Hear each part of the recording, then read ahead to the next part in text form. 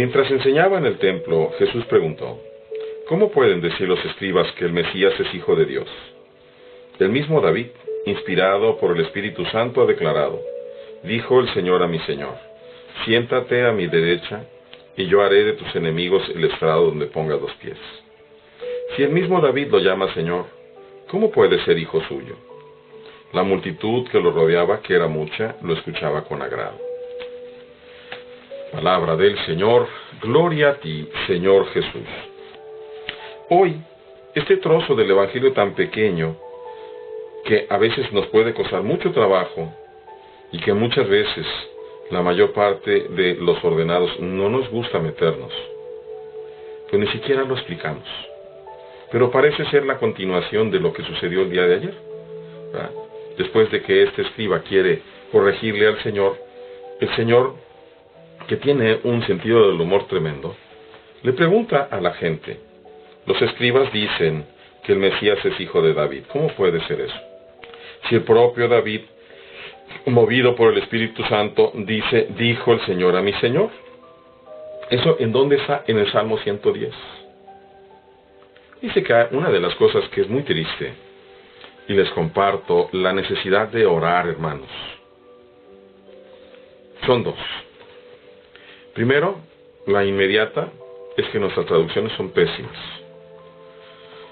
Casi todo Occidente nos basamos en la Vulgata, que viene del latín y que ya trae errores de traducción. Y no porque se quisiera tener los errores, sino porque simplemente es imposible dejar las mismas palabras con el mismo sentido. Y San Jerónimo trató de dejar el mismo sentido con las mismas palabras.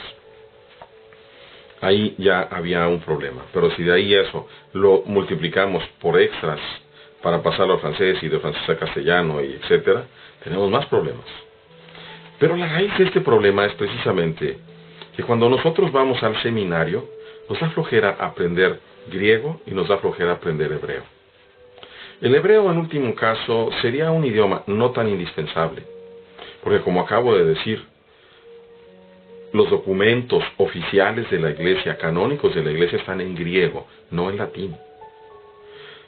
En todo caso, tanto el latín como el hebreo nos serviría para aumentar nuestra erudición.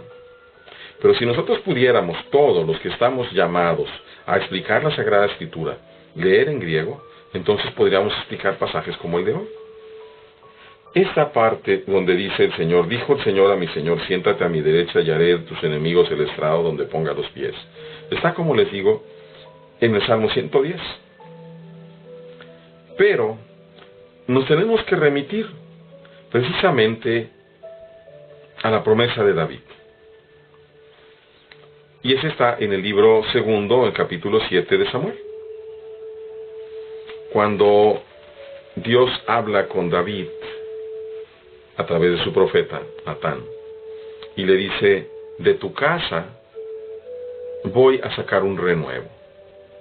Él será para mí un hijo y yo seré para él un padre. Mas no le dice, curiosamente, un hijo tuyo. No le dice: voy a agarrar un hijo tuyo para que sea mi hijo. Aquí uno puede desechar el punto como realmente simple. ¿Qué importa si dijo que era hijo o si no dijo que era hijo? Importa y muchísimo, porque para los escribas y los escolapios, tanto de aquel entonces como nosotros, al hacer la hermenéutica de algo, es decir, el análisis de la palabra, de una serie de palabras, de algo que empieza con un análisis malo, termina con algo malo.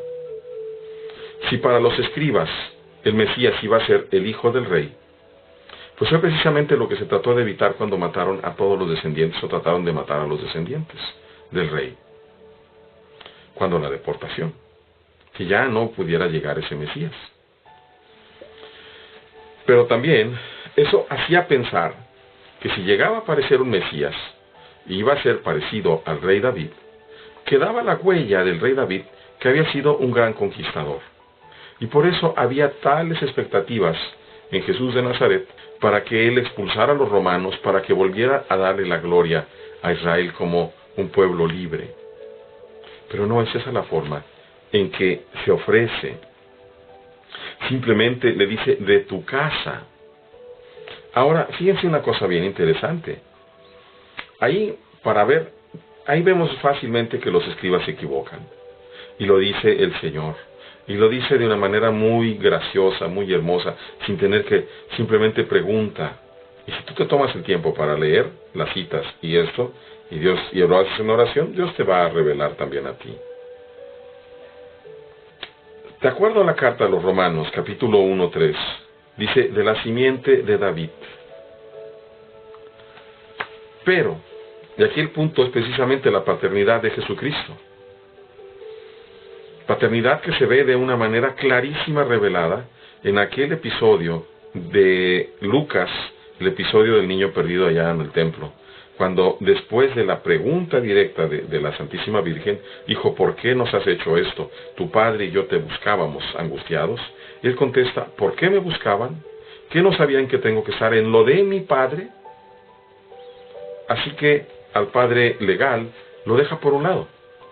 Revela que el único Padre es Dios.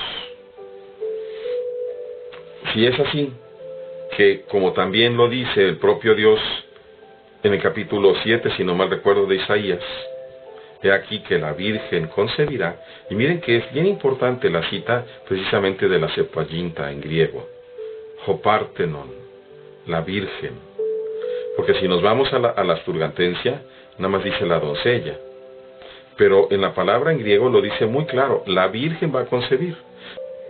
Y David es en sí un tipos, es decir,